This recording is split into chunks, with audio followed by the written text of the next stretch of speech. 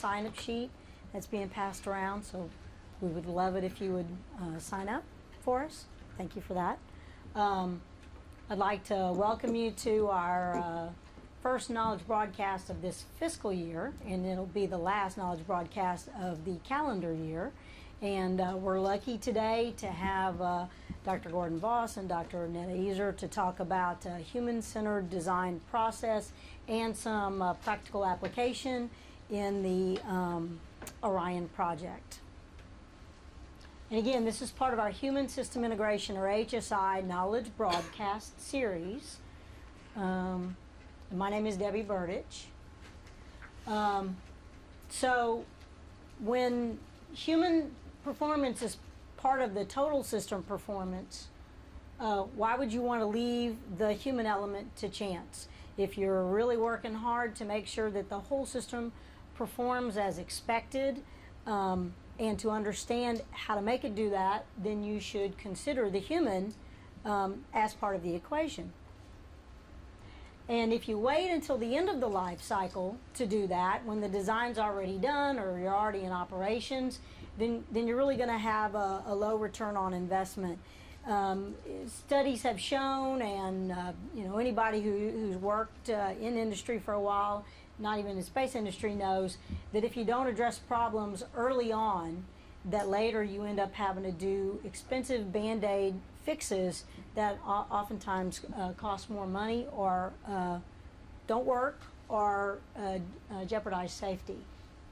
So even though it takes some time and some money to consider the human early and throughout the life cycle, it's worth the investment, because it can reduce some long-term costs, things like redesign, training, operations, even, in some cases limiting the people who can use the system. It eliminates or reduces safety concerns. And ultimately, considering the human and human health and performance early and often contributes to system success and to stakeholder satisfaction.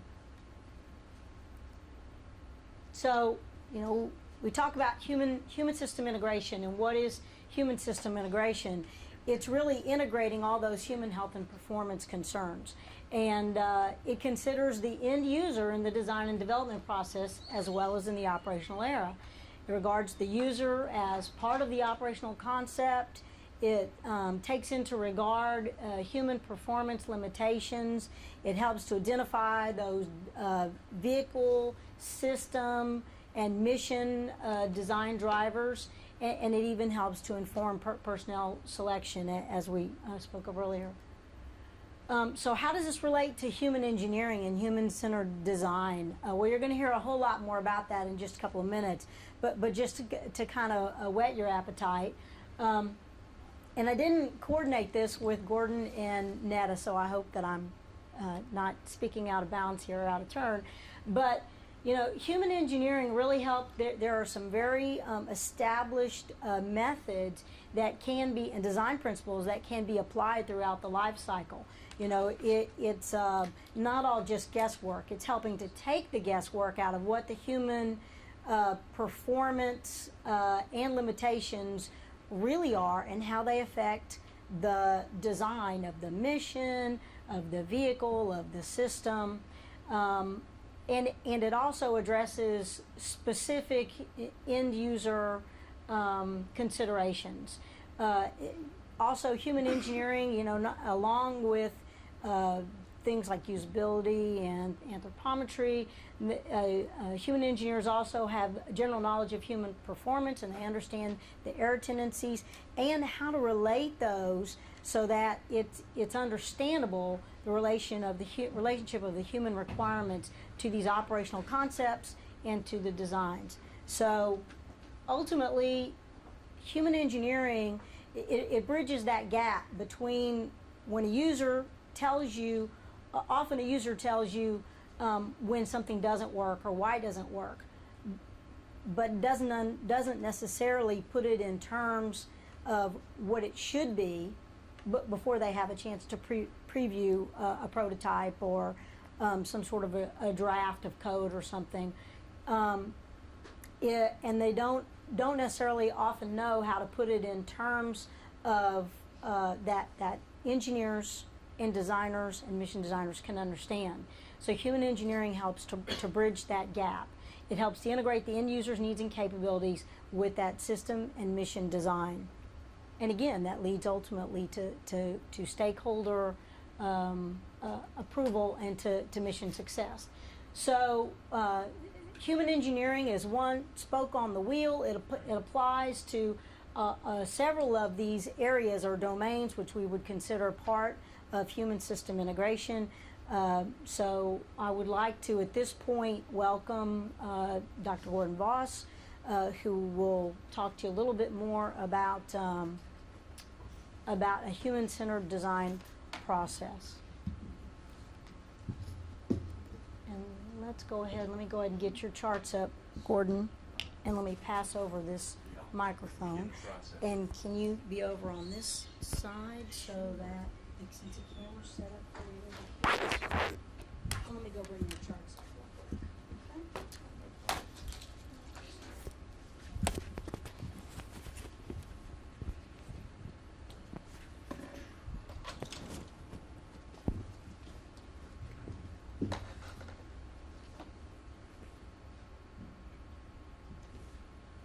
I think we're having dueling mouse controls, so I'll just wait. Well, thank you again for the introduction, Debbie. Really appreciate it. Myself and Dr. Netta Easter will be talking a little bit about human engineering, human factors here at NASA, how we implement the human system integration process, and how that ties in with human-centered design. I'd also like to give some thankful acknowledgement to a few folks. Like everybody, I don't work in a vacuum and have had a lot of help along the way. Some of these slides have been shamefully pulled from other presentations with colors matched and everything, and others were provided by people in this room right now. So thank you again. Next slide. Oh, yeah, there you go. There you go. So what is human factors is probably the very first question I'd like to start with. Human factors is a consideration of all the different capabilities that people have, whether it's strength, whether it's cognitive capability, whether it's attention, workload, all the different things that humans have to deal with in accomplishing a task. Human factors takes that into consideration. And it really is at its very core an essence of human system integration. For many decades, human factors has taken this approach with certain goals in mind. Early on, it was simply improving effectiveness and efficiency. Those are important ones, and they remain key ones today. They help make things cost justifiable. They help sell things, changes or design changes to management. They have a very positive and measurable outcome that can be used to justify the time and expense it takes to effectively use human factors. Other things that sometimes don't get quite as much service, verbally speaking, can be improving the safety, customer satisfaction, the feel of an interface or something of that nature. There's a certain human interaction and cognitive back and forth between an interface and a person where you derive a certain amount of happiness or frustration, quite likely, on the other hand, if it hasn't considered human factors. And that type of frustration or satisfaction at using the interface can lead to either a desire to use it more in the future, an increase in proficiency, an increase in the focus that you're willing to devote to it, or on the other hand, if it's very unsatisfactory to use, you're more likely to think negatively about it, to not want to use it, to have problems with it. And that can also adversely lead to errors and things of that nature. So there's a lot of interaction going on. In the end, one of the things we try to do is make sure that this happens very early on in the design phase. We like to come in at the very genesis of an idea, if possible. If not, when prototyping is being done. And at the very worst case, come in after something's been designed and prototyped and go through the iteration. But preferably will be at every different stage along that process. Frank Lloyd Wright put it the best way, an eraser on the drafting table or a sledgehammer on the actual construction site. The next kind of thing to lead into then is, where do we use human factors? Obviously we're here at NASA, so you'd think we use it in space, and you'd be correct. But we also use it everywhere else. Everything you touch, the seats you're sitting in, the desk that your elbow is on, The camera that the cameraman is operating, this keyboard, the mouse, every interface that we use as people has a human factors component to it. Now, they may or may not have been designed with human factors in mind. Think about that while you're sitting there in your seats or using your computer during the day. There's sometimes improvements that are thought of and sometimes things that come up after the fact. For things that come up after the fact, we have companies that do surveys and things like that. We have even our own Odin system has a survey, a customer satisfaction survey on how their interface works and things of that nature. So whether it's hardware, software, consumer electronics, jet fighters, spaceships, cars, I mean, all of it has a very strong and significant human factors component. So then we start to talk about where do we implement it. There's a lot of different types of interfaces that people work with. I tend to like to talk about the manual, the mechanical, and the automated. The manual, very obviously, are things that are very simple devices, tools where the human supplies all the power. Something like a hammer, a screwdriver, scissors, very basic instruments. Mechanical systems have a wide variety, and probably most of the more complicated things we interact with would fall into this category. A car being probably one of the most obvious examples. Other things, however, such as automated systems, are seen increasingly in the industrial arena. And these could be, like we have here, a welding robot. They could be conveyor systems. There's a lot of different things that are used in industry. Pipelines, oil fields, all sorts of different places where they're used. Those, even though they're automated, still need a human factors component from the standpoint of maintenance of those devices, from the standpoint of deploying them, interacting with them, at the programming side. A robotic arc welder doesn't just know how to arc weld. Someone has to sit down with a computer software interface and tell it where are the points on a design and how long to hold the welding device in place and all of those sorts of impacts.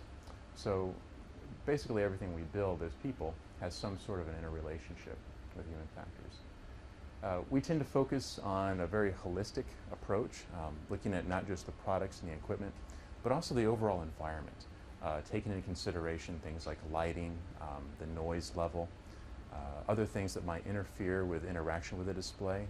Talking about software and a computer screen, something as simple as the glare from a window that's open in the room, a very classic example.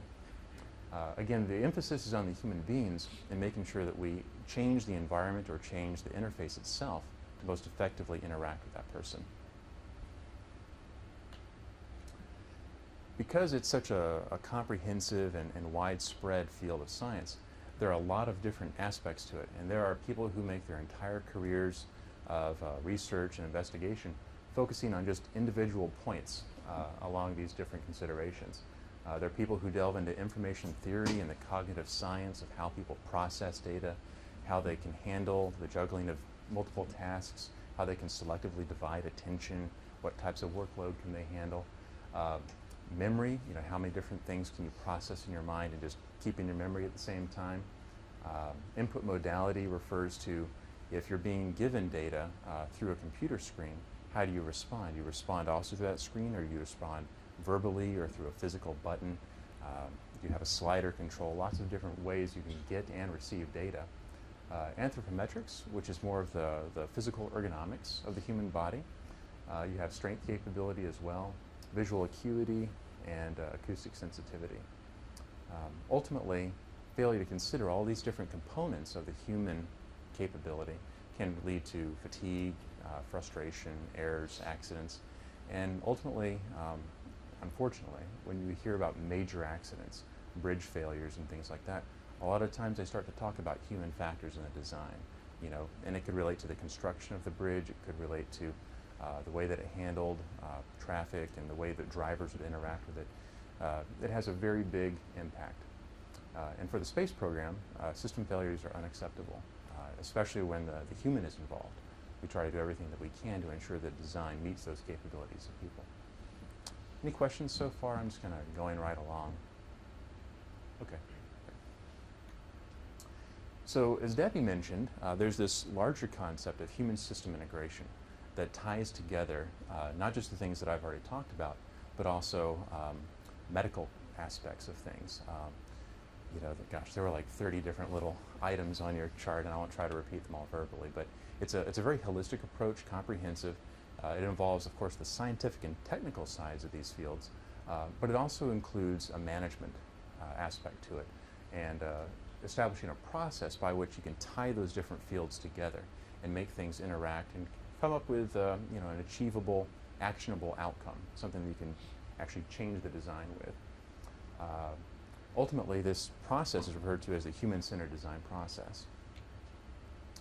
This process at a very high level has been captured by an ISO document, it's listed here 13407, which is a very high-level document. It doesn't go into a lot of detail. It presents 4 basic steps that are used in human-centered design. You identify a need, of course. You define the context in which this interface or device will be used. You specify requirements. You create a design, prototyping and things of that nature. You evaluate the design, which oftentimes here we refer to human-in-the-loop testing. And then either you iterate back to definition and requirements and prototyping and continue that cycle over and over again, or eventually you'll drop out and the design will be complete. Dropping out is probably not the right word. It'll lift out of the process. All of these different things are spoken to with the work that we do here at NASA, and I believe on the next slide, it's not quite on the next slide, so I'll go ahead and talk a little bit about it here. Under specifying requirements, we have things like our Human System Integration Group and Human System Integration Requirements like HSIR. Oftentimes that's where the human system part of those capabilities and things are spoken to, and then those are flowed down to groups like EVA or Orion or other system builders. So what are the actual methodologies that we use in that evaluation part of that process? There are a lot of different things that go into it. There are design impacts that you can spend a lot of time and be very careful and methodical about. And there are some things that are very minor changes or concepts of the design that you can just do essentially expert opinion. We tend to like to go with the more involved and methodical methods because they do have a lot of reward to them. One of the very first stages, though, in human factors analysis is usually doing a task assessment, a task analysis. And this can be at that very first stage where you identified a need for a new product or a new design. What you do is you evaluate how would that be used in the real environment that it's going to be implemented in. If it's a software interface, like something generic like Microsoft Word, the designers for Microsoft Word might spend a month just looking at all the different types of people that use Word. Architects, writers, authors, business people, scientists, all the different folks that use it. And what sorts of documents do they write with Word? They might write technical papers. They might write some sort of publication materials that they would submit to a journal. They may write marketing materials, things that they would have printed into flyers and distributed at stores. So it's got a lot of different things that it could be used for. So their job of task analysis is very difficult, and they have probably 20 different engineers working on Word, just doing that sort of thing. Here we don't have quite so many people. We do have a good cadre though, and we have task analyses for Orion Human Engineering that we interact with the prime contractor, we interact with the NASA design people, as well as the Human System Integration Group. The actual design, of course, is engineering the product, making it go from concept to an actual prototype or a rendering. Heuristic evaluation is sort of a fancy word for professional judgment or expert evaluation. So we would sit down and use a certain methodological approach to look at the design, think about how it interacts with the task analysis that was previously done. What are the pros, what are the cons, what are the different considerations that might drive any changes to that prototype. For testing and evaluation, you could call this usability testing, ergonomic evaluation, human-in-the-loop evaluation.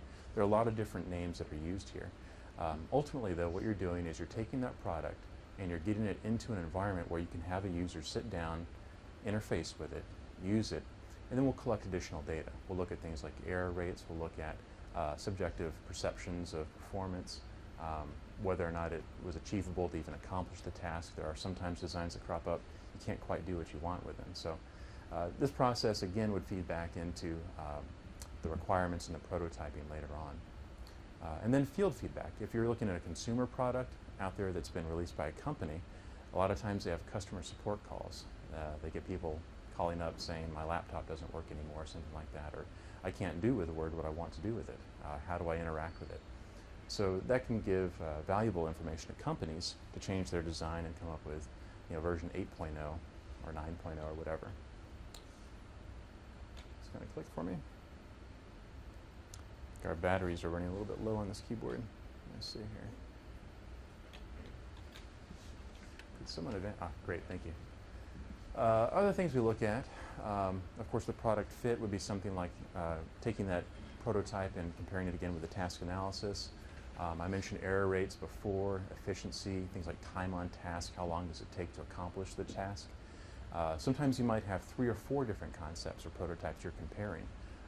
That's a very handy thing to have if you're at the early stage of design, because then you could look at deltas in efficiency and error rates. If you have one particular prototype amongst 3 that has the lowest error rates and the highest efficiency or lowest time on task, that can lead you towards a design decision right there. You also have, as mentioned, subjective evaluation, and you can look at trending over time as well. You can take a design and test it early on, and then as you iterate through this process over a period of time, look at any improvements or decrements. And if you make a change and you see a decrement in performance, well, that kind of suggests that you've done something that broke the design, or you need to go back to what you had before and reinvestigate why you changed it. So how does this relate to NASA? I mentioned briefly before that we have the Human Systems Integration Groups. We have the HSR requirements. I myself and several people in the room work with Orion Human Engineering on the NASA side. We have a Habitability and Human Factors branch here at NASA, within which many of us work. And there's also a Human Systems Integration Group out at Ames. So NASA has a lot of core capability in human factors and human systems integration. And I'll then talk about a little bit is what does Orion Human Engineering do? We're tied in at many different levels within the Orion project. Everything from evaluation of requirements and how they've been flowed down through the prime contract to the Orion design. We carry out hardware evaluations. We carry out software evaluations. We have human-in-the-loop testing that's done at many different levels, from the very, very small aspects of components and slightly larger subsystems, all the way up to integrated evaluations, where we go into a mock-up over at the Space Vehicle mock-up facility. And we'll conduct, full-scale tests with, 4 people or a crew complement or something of that nature. We also have people working on lighting analysis and anthropometric concerns as well. So one example of how this would impact a design, this is one from one of our folks that works on hardware evaluations for the displays and controls console. She was looking at the interaction of gloves, and this is a pressurized case, with different edge keys and cursor control knobs on a potential display. And I believe this particular evaluation you can see on the slide, there are different sizes of button that are being investigated. I don't recall if there are different knobs for the cursor control devices or not, but this is one way that you might evaluate 2 different button sizes, for example, in a design.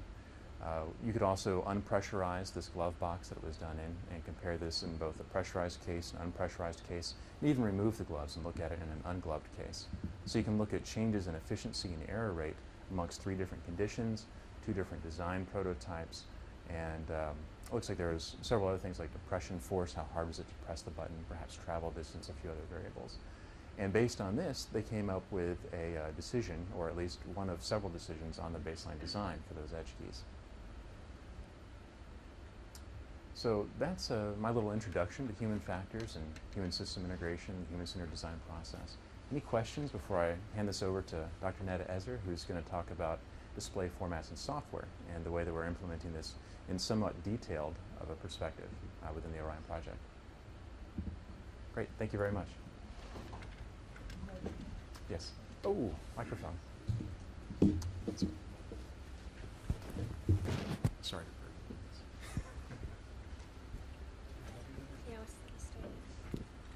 If you put it on one of the attractions, make sure the kid answers. Thank you.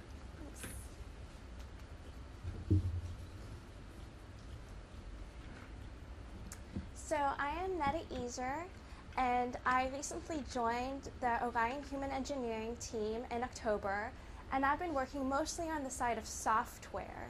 And I'll be talking today about how we've been using the human-centered design process and the human-in-the-loop evaluations in the design of displays for Orion.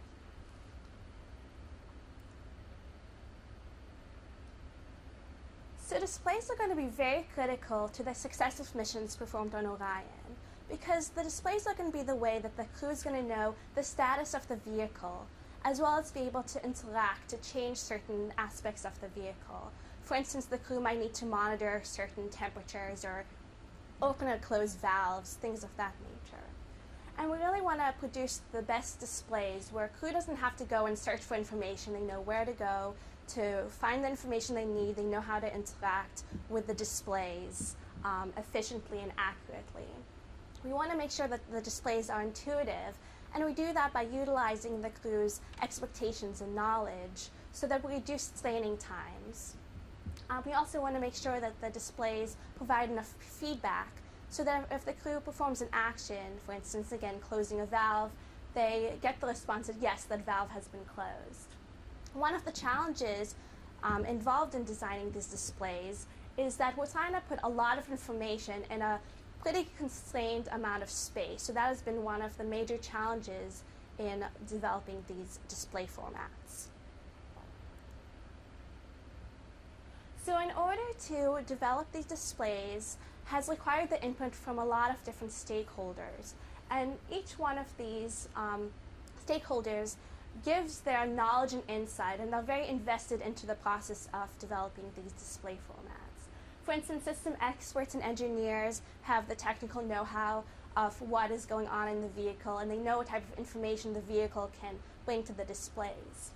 Software developers and programmers know the technical issues behind the software, things like lag and what we're able to do technologically. We have designers who are invested in the layout and how the crew interacts with the displays. The crew office provides the knowledge and expectations about what they want to do in the vehicle and how they expect to interact with the displays. Human factors experts such as myself provide guidelines for how to develop displays using human factors principles and also carry out human-in-the-loop evaluations. Mission operation experts provide notional procedures. They tell us what type of things they would ask the crew to do.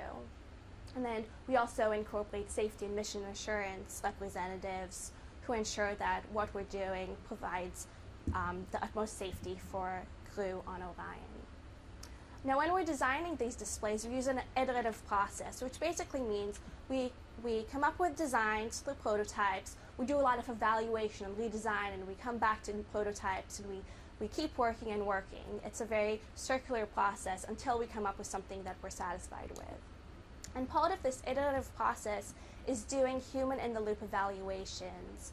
And I'll explain, this is the way that we ensure that we're meeting requirements for crew performance as well as satisfaction with the design.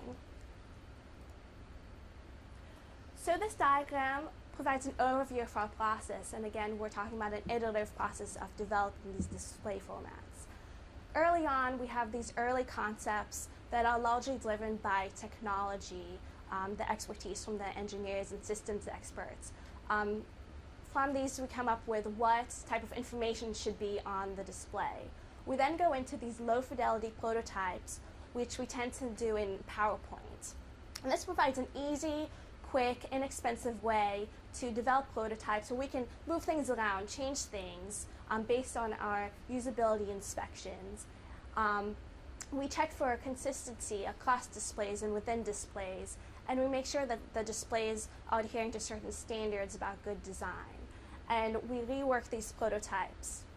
And once we feel we have a pretty strong concept for a prototype, we go into the higher fidelity prototypes, where these are interactive types of prototypes that would, for example, give the feedback that would be available on the actual vehicle.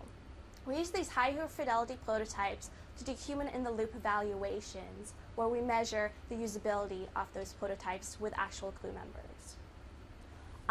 The results from the evaluations go back and feed into the prototypes. We do redesign based on the issues that came out of the evaluations. And we keep going through this process until finally we have something, a design for a display that we feel meets all of our objectives. So I'd like to delve in a little bit more into what we do in terms of the human-in-the-loop evaluations and usability testing. So we do a lot of work before the actual evaluation. So a lot of the work involves producing a test plan and producing test materials. One critical component is devising the tasks and procedures that the crew will perform with the interface. And we choose these tasks based on scenarios we come up with. So what type of tasks would the crew do frequently in the vehicle? What type of tasks are really important for the crew to do with the display? And sometimes we also include tasks just so the crew gets a feel for how to interact with all the different components on the display. Part of getting ready for the evaluation is coming up with other materials such as questionnaires, making sure we're measuring what we want to measure in terms of the success or failure of our design. We also produce a script for evaluators to make sure that each evaluator explains the display in the same way to each participant. We obtain approval from the Committee for the Protection of Human Subjects to ensure that our studies are being conducted ethically. And we also go and we set up the environment and do practice run-throughs just to make sure that when we do the actual evaluations, everything is going to go smoothly. Now, when we do the actual evaluations, these usually involve 6 to 8 crew members. And what's really important about this is these crew members have not been on the design team. We really want to get essentially fresh eyes on the display. As designers, we are just way too familiar with the design. We know where information is, we know how to control things, and we really need this new viewpoint from people who are unfamiliar with the design to see if our assumptions are correct. And oftentimes it's very enlightening when we bring these new people in to interact with the displays. New issues arise that the designers didn't even anticipate. And our basic procedure for the evaluation is we bring participants in individually. We do informed consent, which is very important because we want to convey that the participation is voluntary and also that data is going to be kept confidential. And we do this because we really want the participants to give their honest opinion about a display, even if that opinion is a very negative one. We want to build up confidence that whatever the participants say we'll take into consideration and will improve the design of the display. After the informed consent, we go over the formats, and then we do 3 different types of evaluations, and I'll go into more detail about those. We do a static evaluation followed by 2 dynamic evaluations. So for the static evaluation, we bring the display format up on a screen, and we ask participants to look at different features of the display format and give their initial impressions about it. So things like the overall layout, the organization of information, how dense the information seems on the screen, the use of color and text, is it legible, is it readable, things of that nature.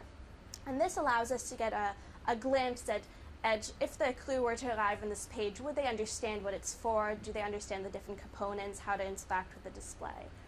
And the static evaluation also serves as a way to prime the participants to start thinking about these issues and characteristics of the display as they're going through the rest of the evaluation and direct our comments toward these issues.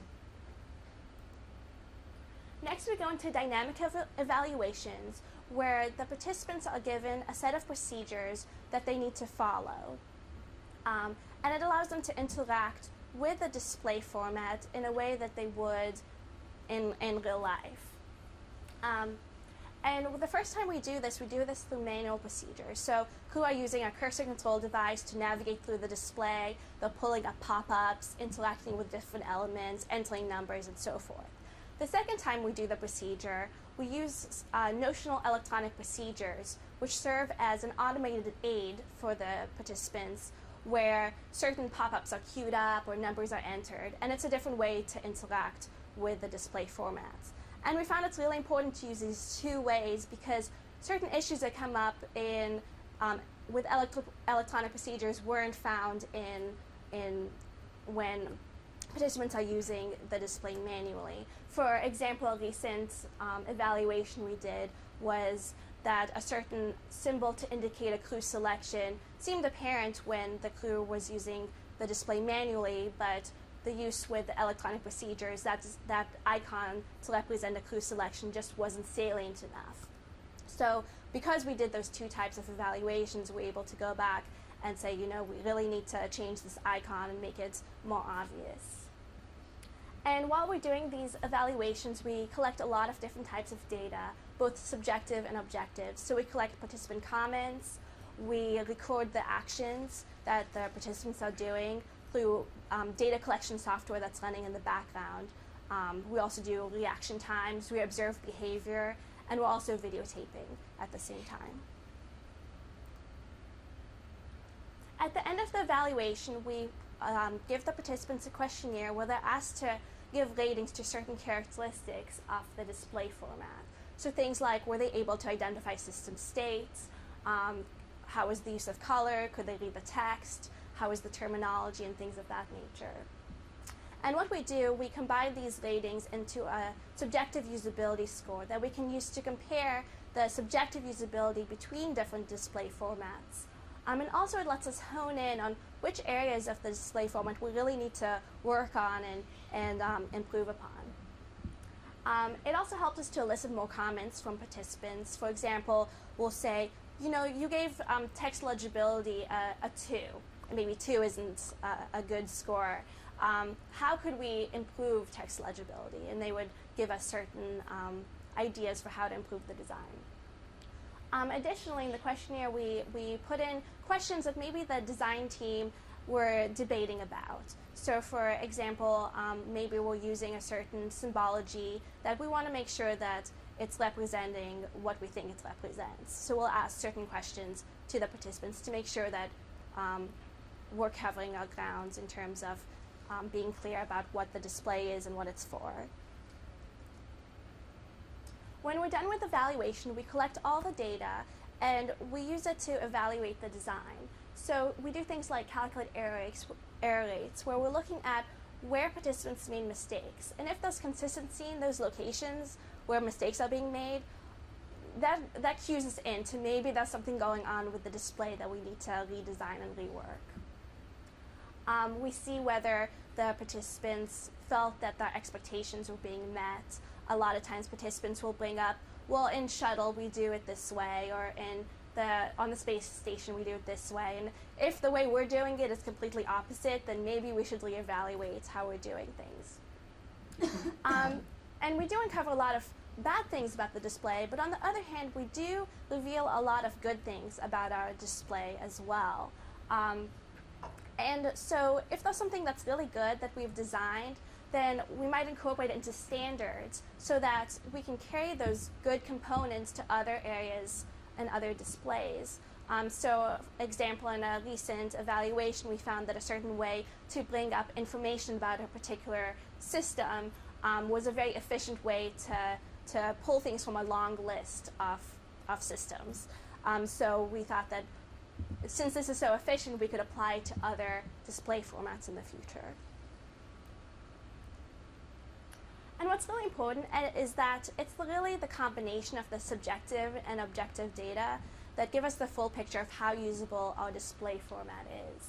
And from the evaluations, we produce a list of recommendations for how to improve the design. And we go back to the design team, present our findings, and we all work together, all the stakeholders, to really improve the design. The synthesis has also allowed us to produce the standards where we recognize the good design components, we incorporate it into standards, and carry that forward to other designs to ensure that all our display formats are being designed consistently. So just to summarize, the human-centered design process and human loop in the evaluations have really resulted in a fast turnaround for us in terms of going from the concept generation to the format development. And this is because the stakeholders are putting their input in throughout the process. We're making a lot of design improvements early on when we have these easy, cheap-to-change prototypes. We're not waiting till the last minute where we have a final prototype, realizing we made a mistake and then having to go and do a lot of rework. We've also managed to establish an effective process for future designs of these display formats, whether it's building the standards or determining who gives what types of inputs. So this has really allowed us to focus less on the organization and management and more on just what we feel are developing good designs. So that's all I have, and I'll entertain any questions. Yes. Your pool of crew members that you use to test your designs against, is that only from the NASA astronaut corps, or is it, where do you get your test subjects? They're from NASA, and they're all experienced crew members. So That's your only source, right? Yes. You So go out and get mhm. other operational type people. Okay. Yeah, so people who have experience with shuttle and the space station is mostly the people that we have evaluated the displays with. Any other questions? Yes. I've had a question. Working the FDOT contract, and one of the issues that I've come across is what happens when you get put in a situation where they're already in the middle of their design process, where you don't have the luxury of starting at the beginning, and they've got displays and they've already had for years and years and years, and they've only had a very cursory human factors input to that at the very beginning. And so when I get to that situation, they expect me to have some kind of human factors input to their design. Well, the design's already halfway in the design cycle run. They're only updating certain areas of the design, and they've got their users have been using this system for years and years, and so I don't have any fresh eyes to look at it, and I guess that's kind of what do you do when you don't get to start at the beginning? You have to start in the middle. And that's been a problem with human factors in a lot of areas, is, you know, coming in late and trying to patch things up. Right. I think a lot of times with human factors, you just have to, it's a lot about being a business person and selling yourself, and if you're coming in the middle, doing the best you can, and maybe suggesting, well, if I come earlier, you know, I could have made these changes. And Yeah, that was kind of my main frustration point, is the users have seen a particular layout in their displays for a while, and they're far enough in the design where if I wanted to change a bunch of things to improve the efficiency or the design or the usability of their system, you're kind of already several steps ahead, so you're already having to use the sledgehammer, so to say, and so you get the management types that say, well, you know, it's too late for that. And so you're kind of stuck, well, here's my input, but there's not going to be anything come of it. Gordon, did you want to talk Well, about I was that? just going to say, a lot of times that is where, you know, having those error rate data and the efficiency data, if you can show a significant reduction in the time it takes to accomplish a task, and you can show a dollar, you know, cost benefit analysis that relates to that, it's much easier to sell it out to management, especially if it's a product you're deploying to a lot of customers. You could sell, you know, we're going to be able to impact the customer's bottom line this way as well, and they'll be grateful. Maybe they'll even spend a little bit more for the product if we can reduce the time it takes to get their job done. So there's a lot of ways you can try to sell that activity. So, but you got to have the data. Yeah. Well, I guess, you know, so the users have been using the display and the design for so long that they're used to it. And so you don't have, you know, they know all the nuances on how to get around things, and, you know, through their growing pains before they had the human factors in the process. And so it's difficult. And I understand what you're saying, and that's what I'm trying to do, but it's difficult when the users have grown with what they've been given, and so, you know, they might have been able to correct a lot of the errors just from doing their own workarounds that may not be able to be, you know, seen in new testing. And you're trying to prove a negative concept, you're trying to prove a negative result. You gotta be safer, trust me. Yeah. Well, I know that's a hard sell. and I've worked safety before as well, and so, you know, yeah, it's difficult to establish a reason for, you need to do this, or be more usable this way. Well, the crew's been using it this way for years and they haven't had a problem. That's the kind of response. Perseverance. Find out if they have had a problem or not. I mean, there may be a problem they don't even know about. Maybe there is an error that's being done. Maybe there have been, impacts somewhere in the past. Just wasn't elevated management. So I'll have to do some digging, Yeah. so we'll have to see. But I guess that was the point I was trying to make, is a lot of times you don't get the luxury of starting at the beginning. It is a challenge. There was a question in the back. Just for you, there's a little trick I learned a long time ago when I did my PFW counterintelligence training, which sounds really bizarre and weird, but it's basically when you're in a powerless situation like that, there's one power that you always have. I've been with graduates, one of my instructors, and that is the use of consistent, persistent, logical thinking. And sometimes, even in the most powerless situation, you're going to factor some get things done. And that has served me very well for about 20 years. So it's not So, easy. say that again. Okay, when you're in a powerless situation, the only power that you have, the power that does work, is consistent, persistent, logical work. And that's all you can do.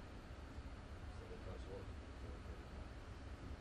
Now for you, Netta, I've got a question, and that is Yes. getting the 50,000-foot view of what he's going after is, are there any principles to unlearn that we should be looking at? Can you repeat the question? Yes, so just to get the question right, are there any principles to unlearn, Of unlearning. How unlearning? you facilitate unlearning, which is what he's trying to do.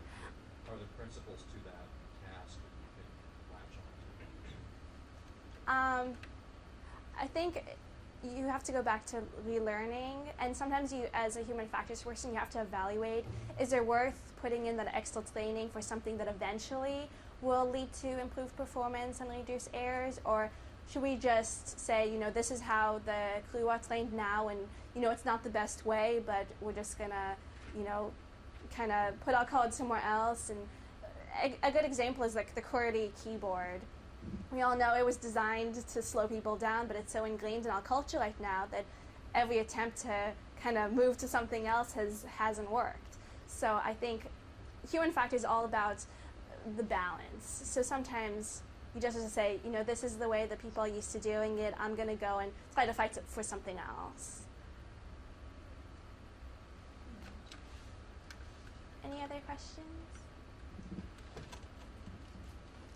We want to thank everybody who actually came over and braved the weather to come over and see the presentation or set of presentations. And I really want to thank Dr. Easer and Dr. Voss for presenting. I hope that you're leaving today with a better understanding or appreciation for human-centered design process and some practical application that is being applied as we speak to the Orion project, and also to be able to think of how that fits into the bigger picture of looking at human health and performance and considering human health and performance throughout the design cycle and through the operational era of the product or system as well. And if you have, I hope you've signed up on the sign-up sheet. If you haven't, please do so before you leave. This presentation is being recorded, and it will be posted online, and we usually send out a notice in JSC Today to let folks know when it's posted. And if you have any questions that weren't addressed here today, my name is on the flyer. Again, I'm Debbie Burridge. Feel free to contact me, or you can contact our presenters directly, or anyone on our human engineering team, and we'll make sure that your questions are answered. Thank you very much for coming today. Thank you.